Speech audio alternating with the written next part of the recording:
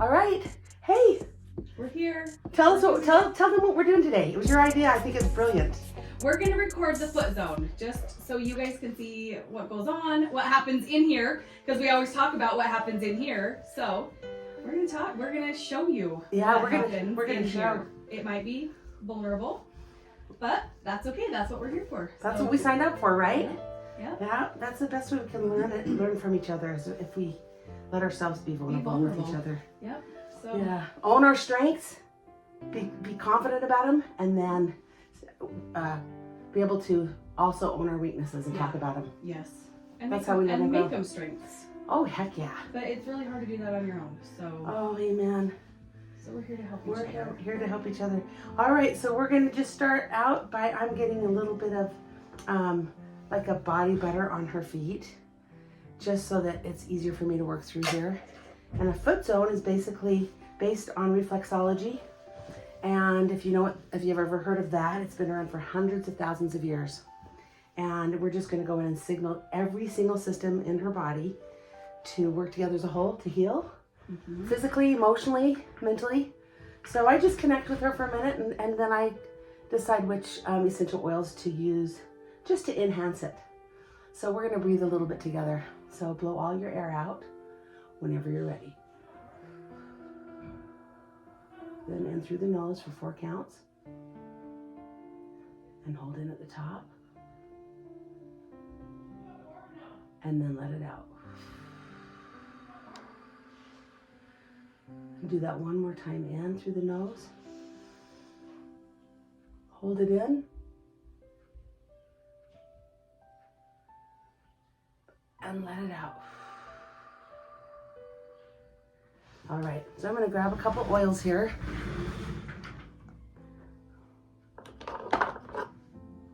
This one is, I use all kinds of oils, but this one's doTERRA. It's called Here-R.A.I.N. And it's really good like for cleaning houses and stuff, but it's also good for cleaning out stuff within us too. The mess. Yeah, did you have a hard week? You know, kind of did. Okay, so maybe that's why I felt this one. You know, Just kind of like a few things stuck in there. my brain felt extra busy.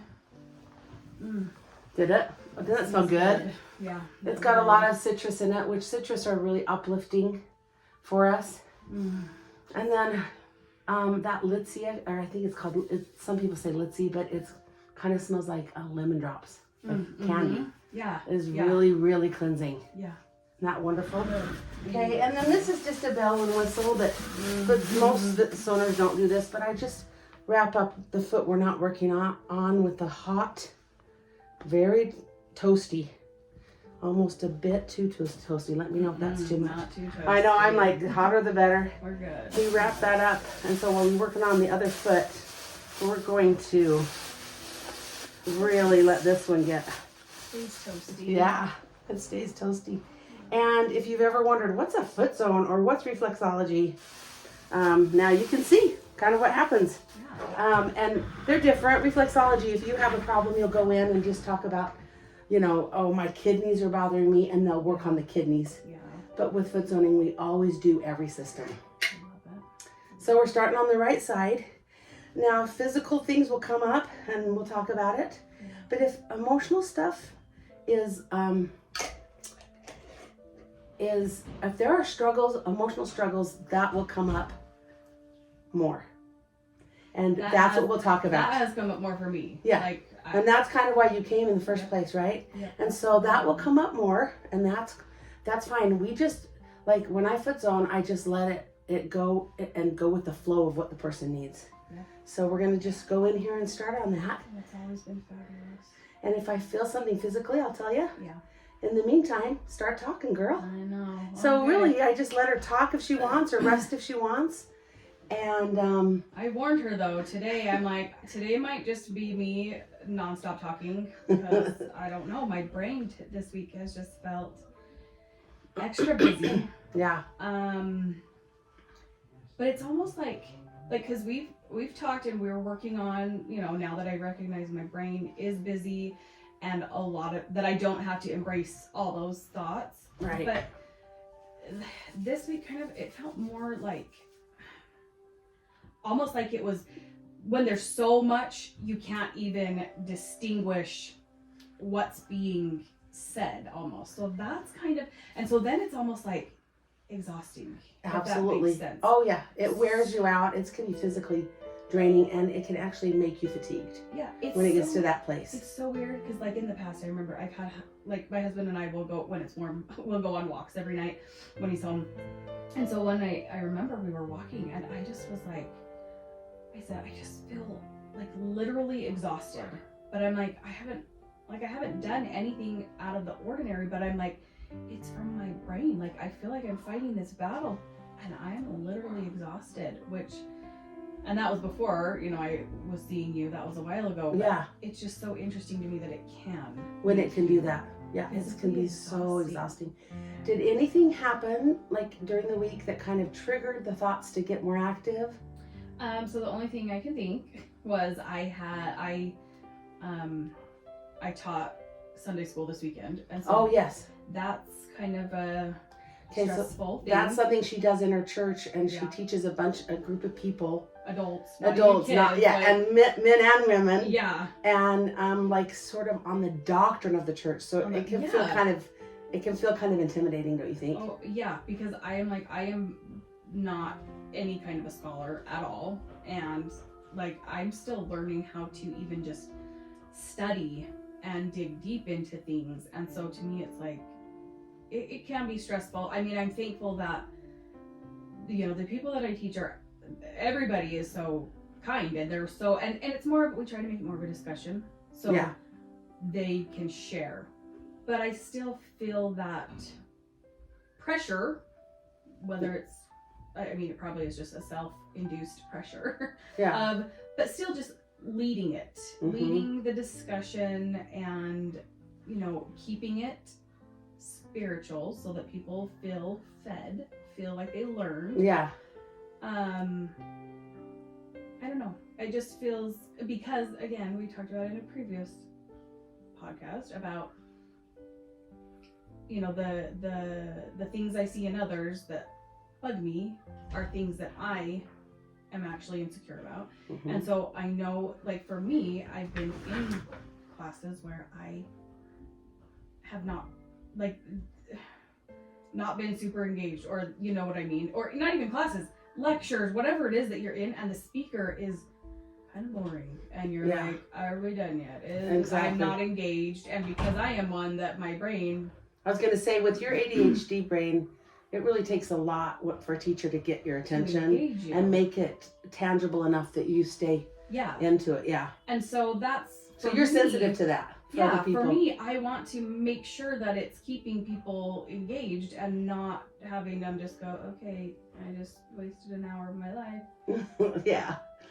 So that, I think that kind of stressed me. But then I think about, then I focus on, I go back, I relive it, and I'm like, oh, I should have done that. I could have, and somebody brought something up, and I was like, why didn't I go there? Why, you know what I mean? And so, but then I did stop, and I was like, no, that person was supposed to say that. They were inspired to say that for a reason. Maybe it's because I didn't, you know what I mean? Or, I didn't even think about it. After the fact, though, I was like, oh, I have read that, and I should have.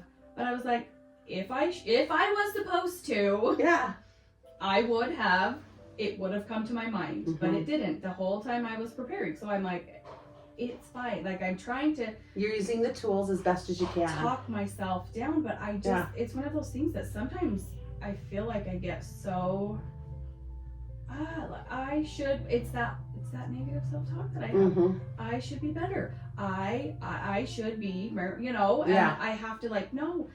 But it's almost like it's that resistance now. Now I can call it that. I didn't know what to call it before. Exactly. I just felt this like butting heads within me, a battle. Because that's what, when I told my husband, I'm like, I feel like I'm just fighting this battle, and that's what it is, though. I guess it's the resistance. It's the fighting. And so that's, I feel that. Yes. And then sometimes when the biggest changes are coming for our betterment, to help us, sometimes the resistance comes because there's a natural part of us in the physical body, not the spirit that we talked about, the two different, that is so comfortable with normal. Yes. Even if something's better, it wants to just stay at the normal. It's protecting us. Yeah, it's protecting us. It's because exactly change what is it's hard. Change is hard, and it's hard and uncomfortable. Exactly. Maybe today would be a good. I mean, I'd like for you to keep talking through things, just to get everything out. Yeah.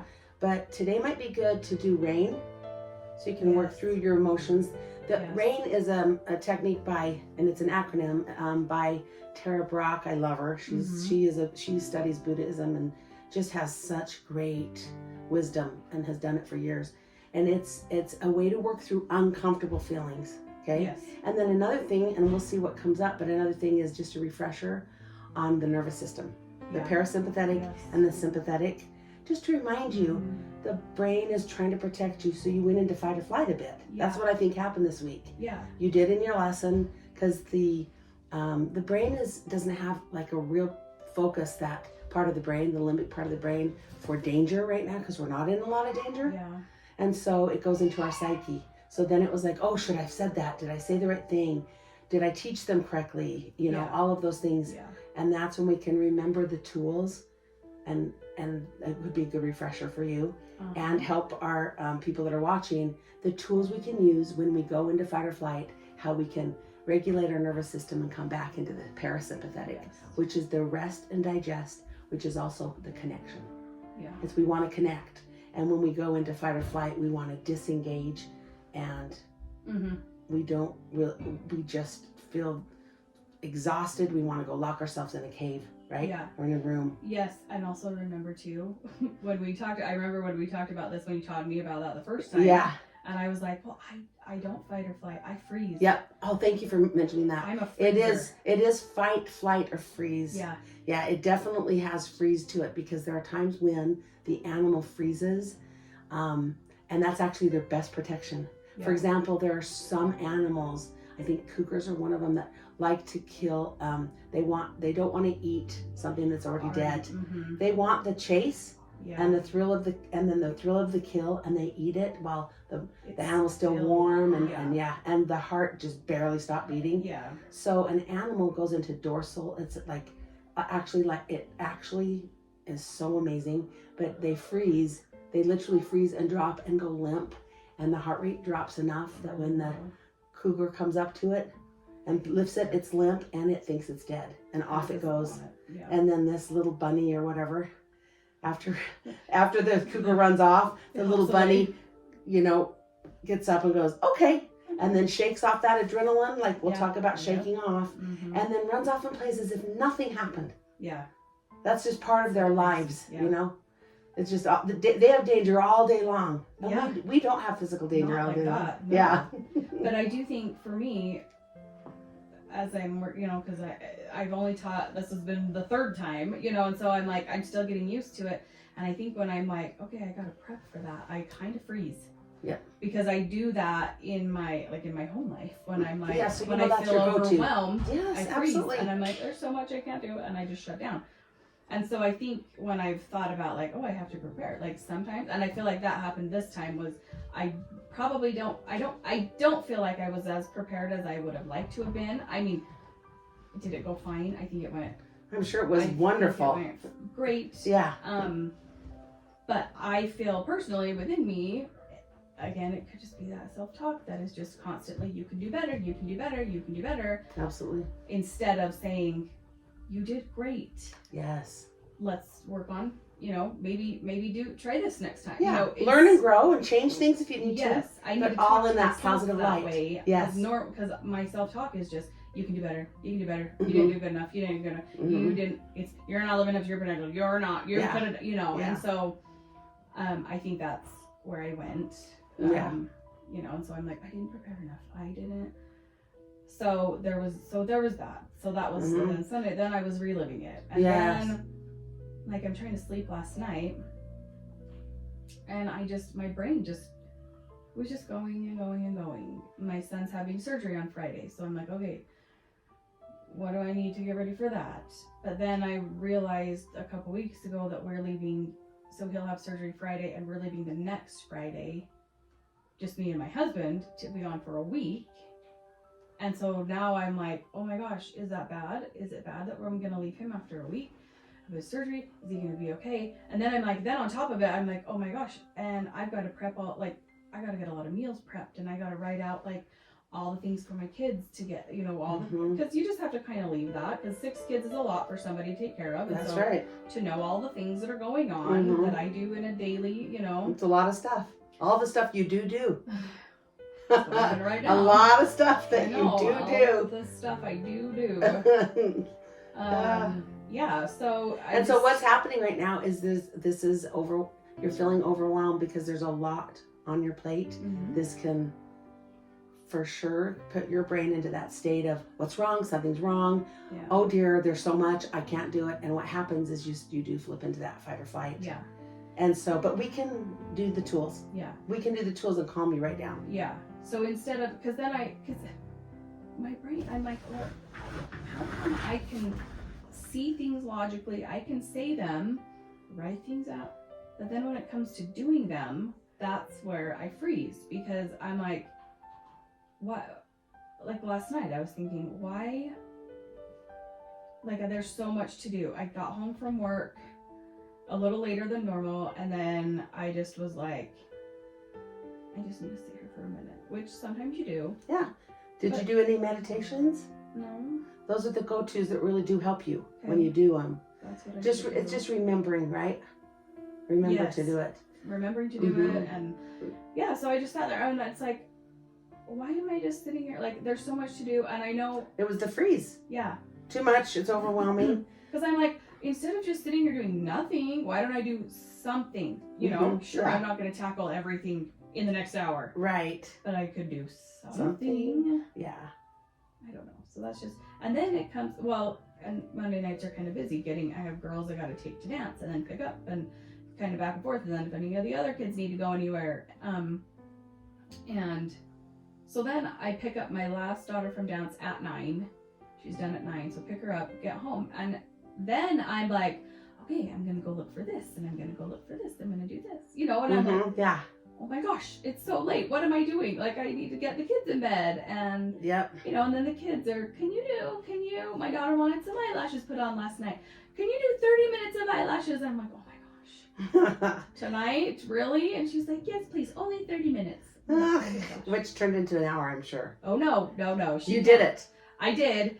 Because she can't lay there for an hour. She's like, she said she only wanted 30 minutes. Yeah, she's like, you got 30 minutes. I can't lay here longer than that, because I'm the one that is like, no, they're not good. No, I've got more. Exactly. And if we go longer than that, she's like, are we done yet? I'm like, okay, I guess. So she was like, only 30 minutes. Just do 30 minutes. I'm like, well, it's not going to be. She's like, nope, it'll be better than what I have. It's 30 minutes. I'm like, okay. It's fine.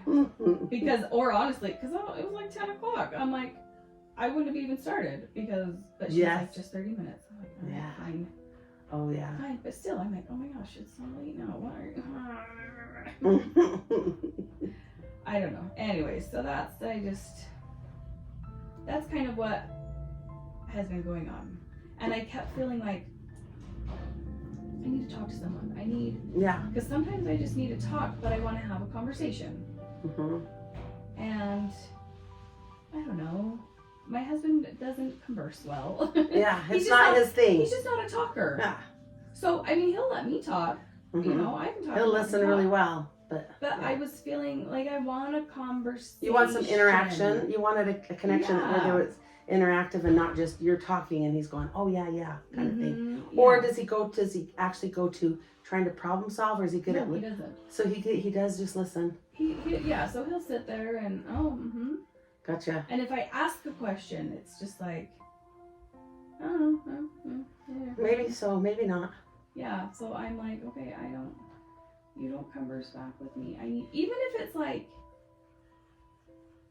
I just like, for some reason, sometimes it feels better coming from someone else. You know what I mean? Like, it's like, I've thought of that, but when somebody else says it to me, or, you know, sometimes you just need to talk through something, but someone sometimes has to ask you, something, you know. Ask you the good questions. But I'm like, yeah, I'm not mad at him. He just, that's just not him. He just doesn't do that. Mm-hmm. It's not in his personality, you know, so I'm like, should I just tell him to just remember that I'm your life coach, so you can call me or text me. I know that. And I'm there for you 24/7. I know you are. I know. But just remember that when you're like, just text me and say, hey, struggling a little, and we can have a 10-minute conversation and kind of remember the tools. Sometimes we just need to remember the tools too. Yeah. Yeah, right? Yeah. But you know, as you look back before you got some of these tools, or any of these tools from me, like the ones that I have given you, you still had a rough week, and that's just going to happen sometimes. But when you go back before you had any of these tools, would this week have been more rough? Do you see a difference? Yeah. Yes, that's what, and I was trying to look at that. That's good to look at those wins. Yes, and I was trying to think, okay, yeah, like I wouldn't have done any of those kind of tools, but I am kind of the person where I'm like, well, it'll go away over time. You know what I mean? Mm-hmm. Even today, I woke up. Were you able to say this will pass more? This is okay, this will pass. It is what it is. I mean, just tell me what your tools were that kind of helped.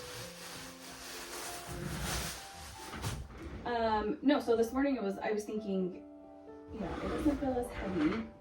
That's good. And I thought, probably because I slept and my brain worked through some things, you know, and then I also woke up and was like, well, like, it is what it is at this, like, there's no reason to go back and dwell, because there's just not. Good. That's the radical acceptance. It is what it is. Yeah. But I think in the moment, like, those thoughts don't come in the moment. I know. You know, so, but it's one of those things that it's like, okay, time will pass and it's not as big of a deal. You know what I mean? So it's one of those things, I do know that it's not going to be like that forever, and the feelings aren't even going to be as strong, and it's just, and then at that point, then I can say, it is what it is. Yes. So that's where rain comes in really well. Maybe we'll do rain right now if you're up for it. Yeah. Rain is great. I love rain because I've always been a positive thinker, very resilient mind, born that way. And so sometimes with my brain and I'm positive thinking, I will skip feeling the other feelings. So what happens for people like me, I'm happy. I am happy, but then I'll have physical problems. Okay, because it'll come out somewhere. So, but I had trained my brain. I don't want to feel those negative feelings. So the brain said, okay, you don't have to, but there is something negative to work through. So let's put it in your knee or in your back or in your shoulders or in your neck. Okay. And this is something I learned through the time. So now for the last few years, I don't think of myself as a positive thinker anymore. I'm not a positive thinker. I'm a truth seeker. That's right. Yeah. So that's why I say that. There's a deep meaning for me on that. Yeah. So rain for me is so beautiful because I let myself feel all the icky, uncomfortable feelings. Feel them, allow them, let them pass, and then they can leave. So I let my brain know now I can feel these things because they are okay. Yeah. And then when they leave and they're not stuck. Yeah. So, but for you, it's also good because remember that little 2-year-old in there? She wants to be heard. She just wants attention. She wants to be heard. So when you do rain, you hear her, you allow it, you feel those feelings, then you go through all the steps and then you self-nurture. And by the end, you're like, oh, I feel better. Yeah. It helps you process through it so quickly. Faster. In 5 or 10 minutes. Yeah. So should we do it right now? Yeah. And that will help our viewers too. Yep. Okay, so rain, we start with, you can do it with like beautiful music and do it in a meditative form, or you can you're in the car driving, you can go through it. Rain, R, recognize. Recognize your uncomfortable feelings and list them. List those uncomfortable feelings. I feel not good enough. Okay. Okay. I feel, well, I mean, are we talking like about just how I felt? How like, so like even if I were to stay like exhausted, like cause my brain has just been going away. All the feelings that are uncomfortable that this situation or this week brought on. So inadequate, exhausted. Were you afraid? Did you feel some fear? Yeah, more nervous. Nervous? Yes. Okay, that's good. That's what's so cool is you'll pinpoint the exact emotions and list them. Yeah. Recognize them and list them. So list as many as you can think of, and then we'll move to the next one. I feel lazy because I just freeze and I can't do anything. Right.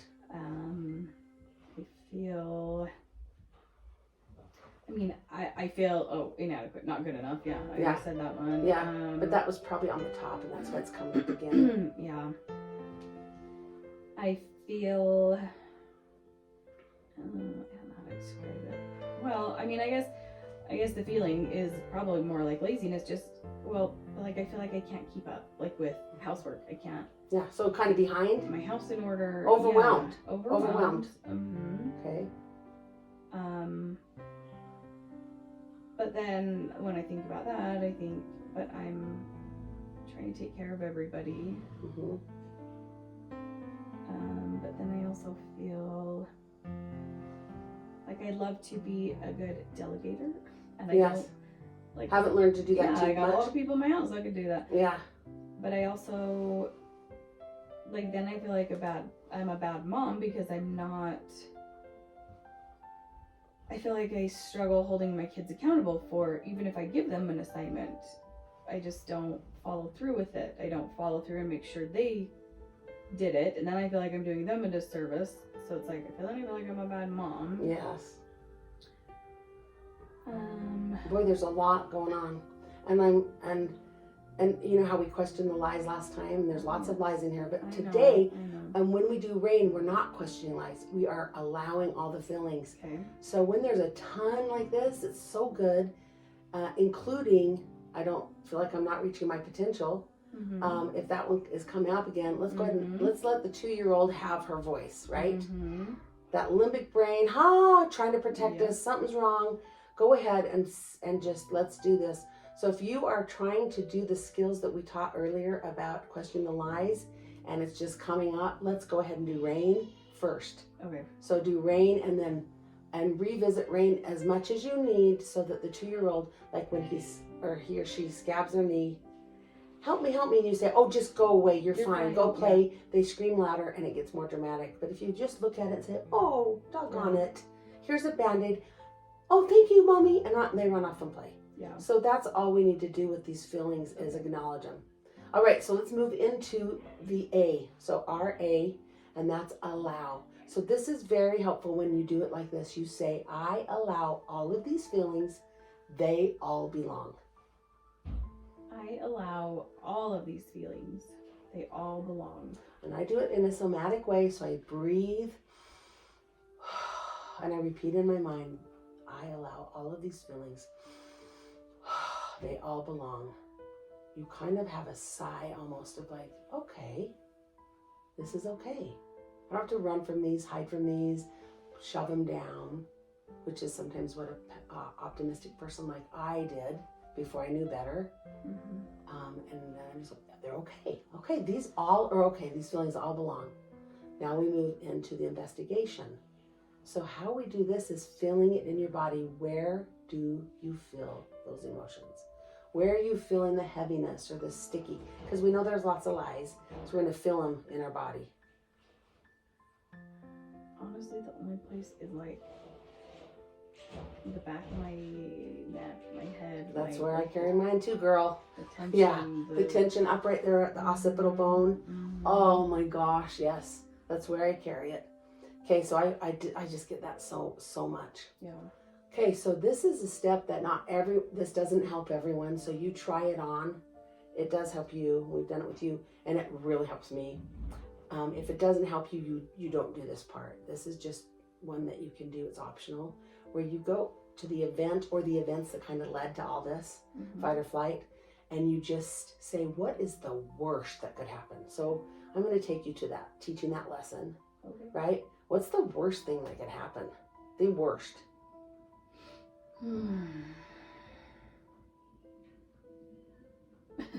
I don't know. The only thing I'm thinking is like, I'm so nervous, and I throw up in front of everybody. Okay, perfect. I don't know. Yeah, that's exactly the reason why you do it. Yeah. It'll make you chuckle most of the time. Yeah. Because the worst thing is probably so unlikely. So it literally makes you chuckle and like, oh.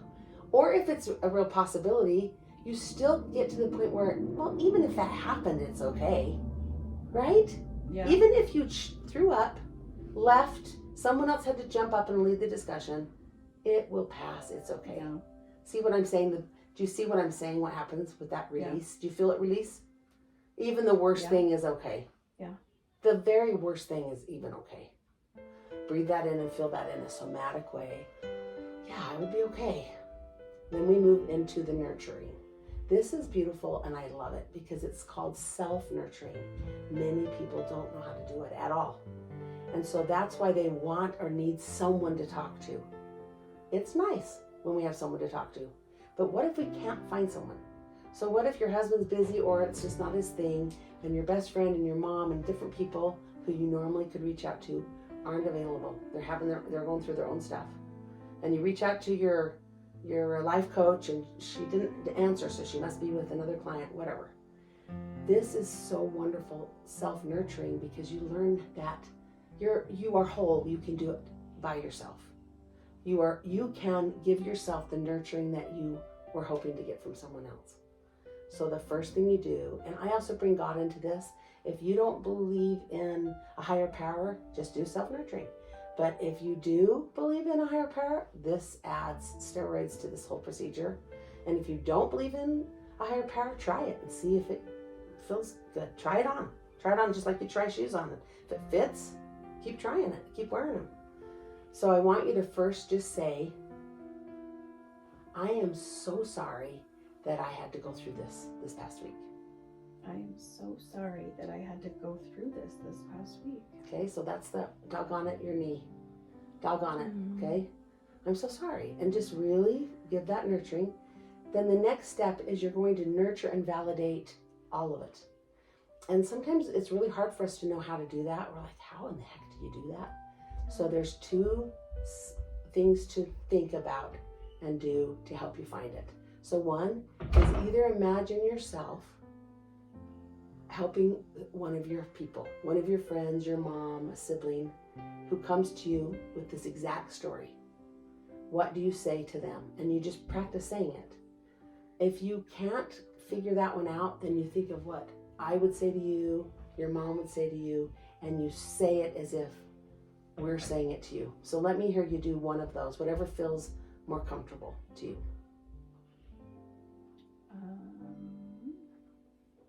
So just say it. Say it out loud as if I'm saying it to you. So right now you're me but I saying say it as if as you're I'm saying you. it. So say it like you're me saying it to you. What would I say? What would you say? Or your mom, someone who loves you, who's going to nurture you. Yeah. And who's going to validate your feelings, but also build you up because of how awesome you are. Yeah. Let's see. Maybe even call you on something. Yeah.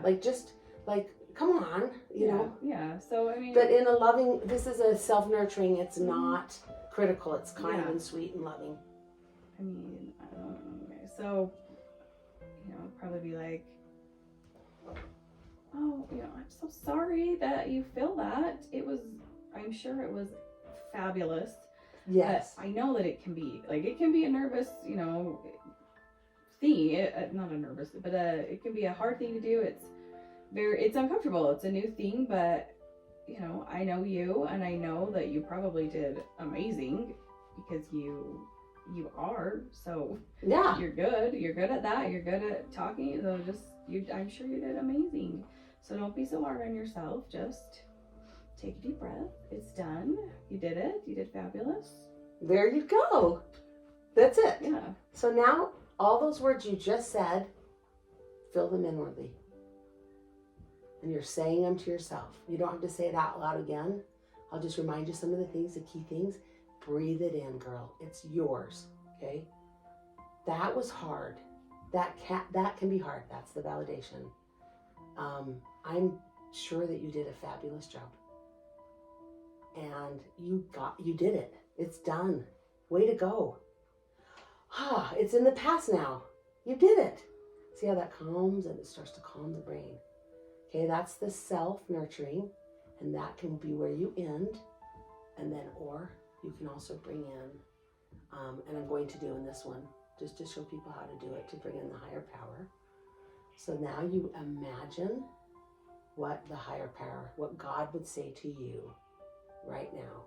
And now keep in mind that no one loves you more purely, more unconditionally, and you're his creation. He's so proud of you. And in this moment, when he sees you struggling, he is going to nurture you. So what is it that you might hear from him? And I can do it for you, or you can do it, but eventually I want you to be able to do it just on your own. You tell me. I like to actually visualize a light coming in, and I just see him, and I feel his love, and I bask in it for a minute, and I breathe in and go, I'm never alone, ever. I have me, my own spirit, inside my body, and I'm enough, and I'm never alone, because I can call upon God anytime. Isn't that a beautiful feeling? Mm-hmm. So breathe that in, and then just imagine, you can even visualize a conversation with God. Or you can just feel a few of those nurturing words that he would say to you. And now for the last 20 minutes of this foot zone, she was able to go into a meditation, and she was able to have this experience, feel some healing. And I turned the camera off because she either fell asleep or just went into a really deep rest. I hope you've enjoyed this episode of what happens in here. Have a wonderful day.